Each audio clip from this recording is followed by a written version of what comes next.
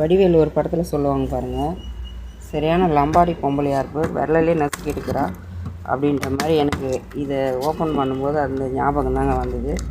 பாருங்கள், ஈஸியாக வந்து இந்த மாதிரி கையிலே வந்து பிச்சு எடுத்துடலாம். நம்ம அவசரமாக வந்து கஸ்டமர் கேட்டாங்கன்னா கூட நம்ம ஃப்ரிட்ஜில் வைக்கிறதுக்காக டக்கு டக்குன்னு இந்த மாதிரி எடுத்துடலாங்க. இதுக்கு கத்தியோ சிசரோ எதுவும் தேடணும்னு அவசியம் இல்லை. இப்படி தாங்க நானும் எடுப்பேன். ஈஸியான மெத்தடில் ஃபஸ்ட்டில் நானும் எடுக்க தெரியாமல் சிசரெல்லாம் வச்சுன்னு கத்தியெல்லாம் தேடிங்க அதையும் எங்கே வச்சுட்டு தேடின்னு இருப்பேங்க. ஆனால் இப்போ தாங்க கண்டுபிடிச்சேன். இது ஈஸியாக வந்து விரலில் நம்ம குத்தி எடுத்தாலே ஈஸியாக வந்துடுதுங்க. இப்படி தாங்க நான் ஜூஸ் எல்லாம் எடுத்து ஃப்ரிட்ஜில் வைப்பேன். இப்போ தாங்க இதெல்லாம் எடுத்து வச்சுருக்கேன். இப்போ வந்து ஃப்ரிட்ஜு வந்து எல்லாத்தையும் வந்து ஃப்ரிட்ஜில் வச்சு அடுக்கணுங்க. வெயில் காலத்தில் தண்ணி ஜூஸ் தாங்க செலவாகுது. வெள்ளவனுக்கு புல்லும் ஆயுதுன்னு சொல்லிட்டு எங்கள் அம்மா அடிக்கடிக்கு சொல்லுவாங்க. இந்த மாதிரிலாம் செய்யும்போது எனக்கு அந்த பழமொழி தாங்க ஞாபகத்துக்கு வரும். உங்களுக்கும் இந்த மாதிரியெல்லாம் பழமொழி ஞாபகம் வருதான்னு சொல்லிட்டு இந்த மாதிரி வேலை செய்யும்போது